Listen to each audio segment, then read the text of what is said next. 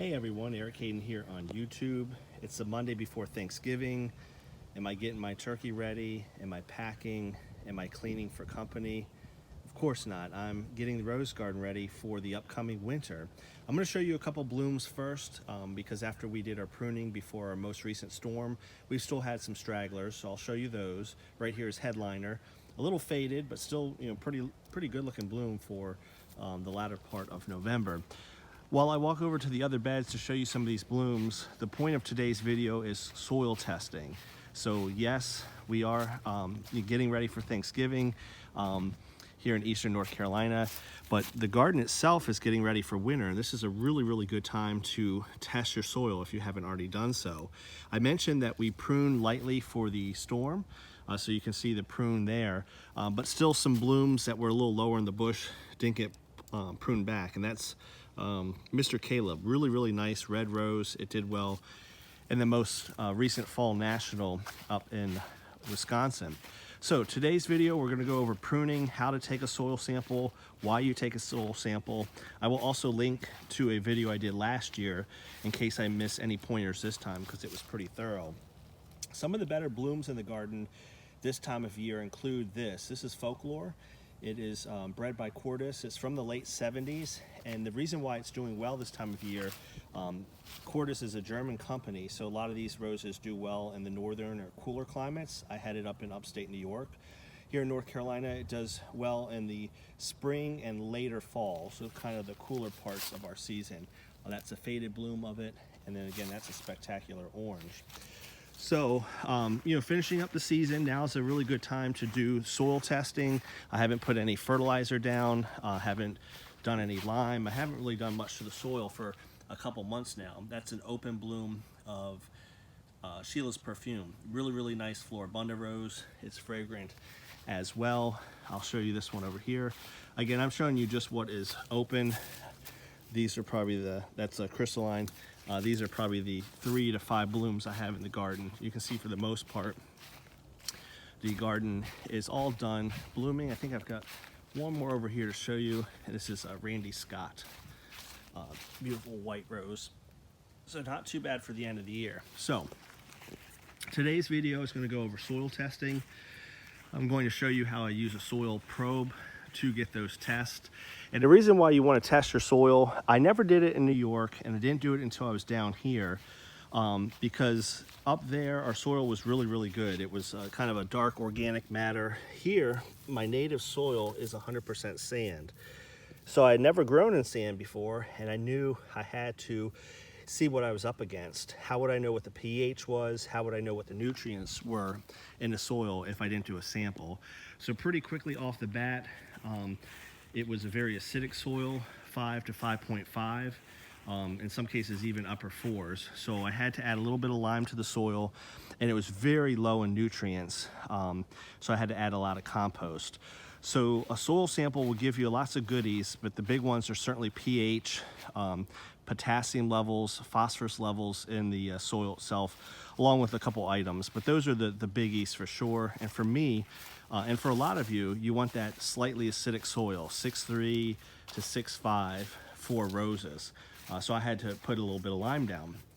Up north, you might have acidic soils and have to do the same thing. Out west, you might have alkaline soils and have to put down some sulfur. So knowing your pH is really helpful, and this is not just for rose gardens. We've got some blueberry bushes and also the centipede lawn itself. I've never grown that before. So I take a couple samples throughout the yard in addition to the rose beds. I try to hit some of the other parts of the lawn in the garden. So you're really trying to find out what is in the soil and what you need to do to amend it, or if you just need to leave things alone. Depending on your state, you may just be able to pick up a box like this. Some of you might have to do private testing, and it may cost. Here in North Carolina, it's actually supplemented by a fee that we pay on our fertilizer each year. So from late March through late November, it is free. It only costs whatever it does to send up to Raleigh in this case, or drive it up. So for me, maybe about 10 bucks, I can do a bunch of samples, put it in the mail, UPS, FedEx, And in you know, about a couple weeks time, I know exactly what's going on in the garden. So you can pick up one of these boxes. For us, it's in the local hardware store. You get your sample, which I'll show you in a second. You close up the box and you put the sample in there. And then you'll fill out a chart, and it has a bunch of information on it, the date it was collected, the county you live in, and then these codes. So in this case, on the right, it corresponds 32 to blueberry beds, 22 corresponds to centipede grass, and then you can make up your unique identifier. I only have 2 blueberry beds, one in the front, one in the back, so that's the F and B, front and back on lawn, and Q is questionable. I have an area of grass that's not growing quite as well, and that's why I'm going Q on that to find out what's going on with that. And then all my rose beds, 1 through 6, and they're code 28. I just make sure to label mine all the same every time so I can compare. So rose bed 1 is the first bed we ever did, rose bed 2 is the second one, and then just by date of installation, 3, 4, 5, 6, and then the 7th one back there. So quite a bit of sampling to do. Let me show you the probe that I have to use for that. And I just realized in counting 1, 2, 3, 4, 5, 6, 7 that I'm 1 box short. I have to do 1 more soil box because I have 7 beds, not 6. So I'll get on that. I'll show you how I use a probe, and I'll show you how I keep these samples separate from each other so they don't contaminate the other ones. All right, I'm ready to take some soil samples. I can't stress this enough, how important it is to actually at least once a year take some samples from your rose beds, especially if you're having issues with growing. Finding out what is going on with the soil will really point you in the right direction. And if I've convinced you to do a soil test, the next most important thing I want to convince you on is doing it correctly. Getting a soil probe, going down the appropriate length, all that is really important, because if you just soil sample near the top or not by the rose bushes themselves, or you don't get a correct sample, you're just getting bad data. And as a scientist, your process is just so important on how you do it. If you're going to do it, you may as well do it right. So I used to pull back the mulch like I did in this case. I'm right by one of the rose bushes, and I would take a soil sample with a trowel. I would mix it in a bucket, and I would get you know, an analysis done, and it was okay. But I did invest in a soil probe. You can see this right here. Again, I'll link to the video. I go a little bit more in depth on the video I did last year, but it can go down as much as 9 or 10 inches. So you're not going to go down as much for like your lawn samples and things like that. But for the roses, what I do is I pull back the mulch pretty near the bud union itself, and then kind of go at an angle. So I'm sampling near the bush itself. And you can see from this soil profile, I just think this is awesome. The first 4 or 5 inches of my soil are very dark, and that is the amended with compost, and you can still see sand particles in there, but heavily amended. But as you get down farther into the ground, we're talking 8, 9, 10 inches, it is still mostly sand. So I still have quite a ways to go to improve the soil, but that's just pretty neat to see. This is one particular rose bush. What I will do, each bed has 6, is I will pull the mulch back around each rose bush, and then do the same thing. Take a soil sample right near the roses themselves. Usually 6 to 8 samples per bed is good enough, and I'm trying to sample by the roots so I get an idea of what's going on where they are actually growing. When I do put lime down or fertilizer, I do the whole bed. So in theory, the whole bed should be the same in terms of its nutrients, but just to go that extra mile, I like to sample by the rose bush itself. So again, the whole point of this, if you're not going to get a probe, at least try to go down 6 to 8 inches into the root zone.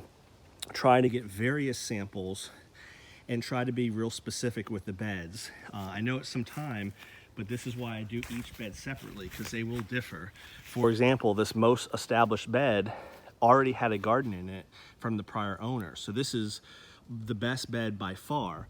As I progress through the rest of the garden, especially my newest beds, they tend to be the lowest pH, and they tend to be the closest to the native soil, because while they've been amended, they just have not been around or established as long. How do you mix your samples? I've done it a bunch of different ways. This is just kind of a quick way today. I've done it in a bucket, the same bucket, and tried to clean it out after each one. I'm probably being too meticulous. You can certainly use the same bucket, but I've also found that 6 to 8 probes of soil on a paper plate work really well. And rows 1 lines up with my box that's labeled rows 1 and the sheet that's rows 1. So I know it's this first bed that I'm sampling.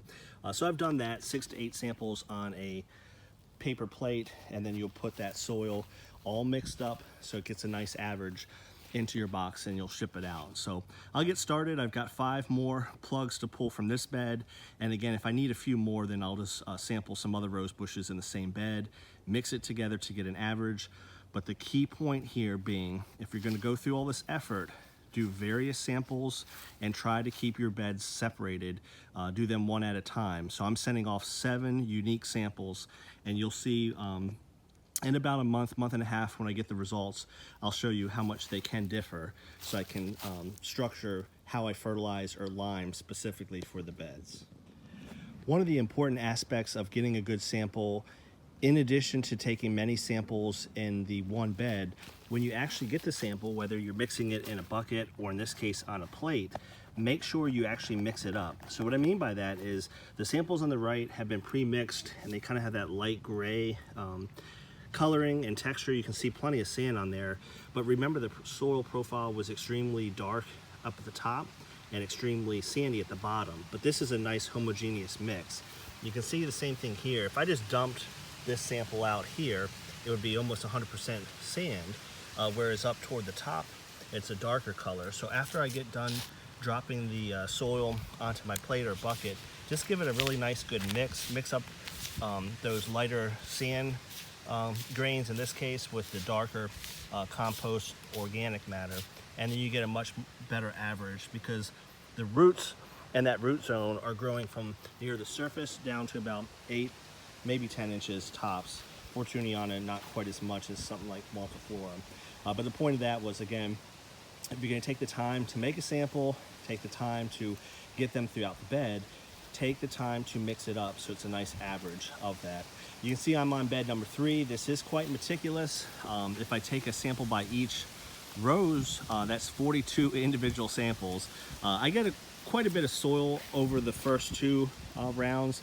So by bed 3, sometimes I drop it back to maybe 4.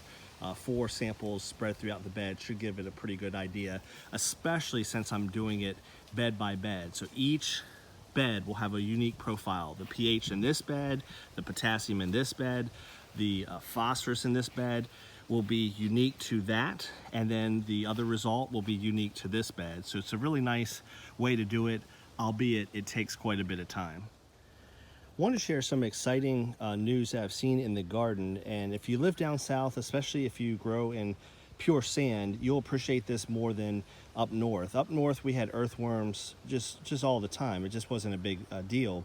But by adding things like compost to your garden, organic matter, in this case having a nice organic mulch that breaks down, you really increase your likelihood of worms in the garden. And it was hard to find any in my garden at all before. In my compost piles I had them, and then you can see there, a nice little guy.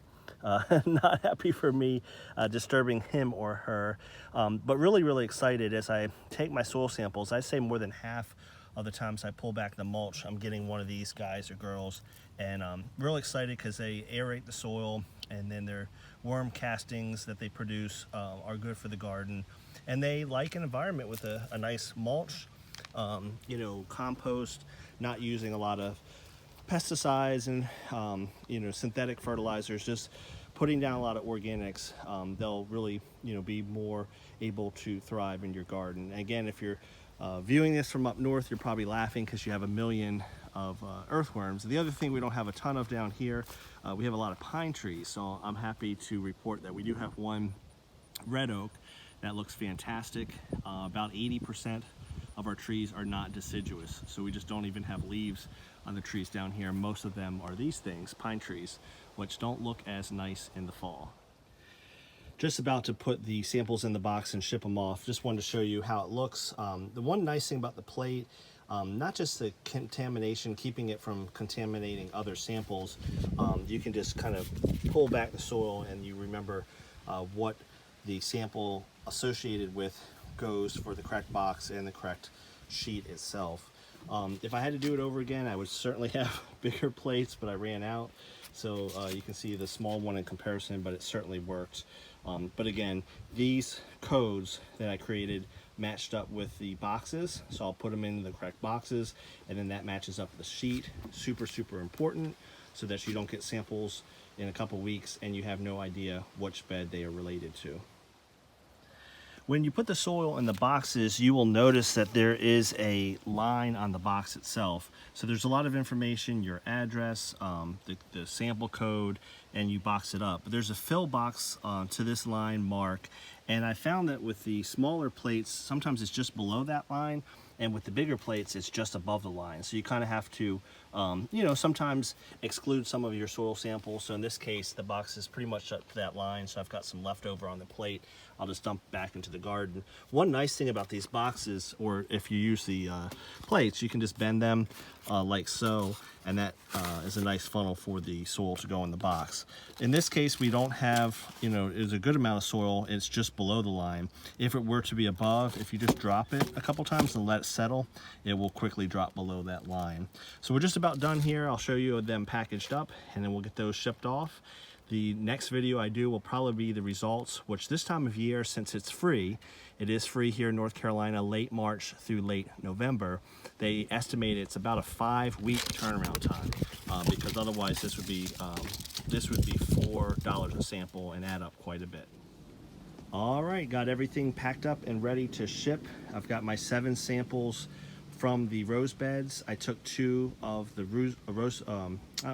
the blueberry garden, 2 out front, a good section of my lawn, and then 1 not doing so well, and then the back section of my lawn. And that kind of hits a point. We mentioned sampling. I hope you enjoyed this video. I'll try to link the other one before in case I missed any points. You want to do this on a yearly basis, but you especially want to do it if you're having trouble in your yard, whether it's your rose garden, your lawn, or what have you. And in that case, it's good to take a sample, you know, where the grass, in this case, is growing well, and then maybe if you're having a trouble spot, take a sample there and compare the two. When I did that, I noticed the pH in my front yard, where I have some varying quality of grass, varied widely. It was more acidic in some spots. Centipede likes that. Other spots, for whatever reason, it was alkaline. I don't put down lime on the lawn. So just a point being, if you are struggling in the rose garden, certain sections of the garden are doing well, other ones not so well, take individual samples, and that will probably point you in the right direction. I can't speak enough of how important it is to get these samples. So you got your boxes, you got your soil, you're ready to ship it off. If you do any shopping, Target, Amazon, any of these small to maybe, I would say, medium-sized boxes, and then they come with this packaging material in it, I save those. Those are fantastic. It costs about $9 to $10 to ship this. Raleigh's about 2.5 hours from me. Sometimes when I'm getting fertilizer up there at Core Farm Supply in Smithfield, I'll just go ahead and drive it up. But in this case, especially with gas prices being high, it's almost a wash if I just mail it off, and certainly a time saver, 5-hour round trip. So I'm going to get this packaged up and ship it off, but I just wanted to show you the boxes I tend to use and the packaging material. Please comment below. Do you take a soil sample? Does your state offer free sampling? I know some states don't, or counties don't, so you might be paying $4 a pop for this. In my case, I'm not, so I'm saving a tremendous amount of money by doing it in the off season. And really appreciate North Carolina doing that. I guess from what I've read, it's a tax or a fee that's charged to the fertilizer we buy, so we're paying for it at some point. So I'm certainly utilizing those resources. Have a good one, and as always, your biggest compliment can be to share my channel. Not fancy, as you've seen. This is just more of a video blog than anything, and the only way people know about it is through word of mouth and seeing these videos. So I appreciate you sharing them with your fellow Rosarians. Have a good Thanksgiving. Be safe if you're traveling, and we'll look for you in December, the results of these rose, blueberry, and lawn samples we just took. Have a good one.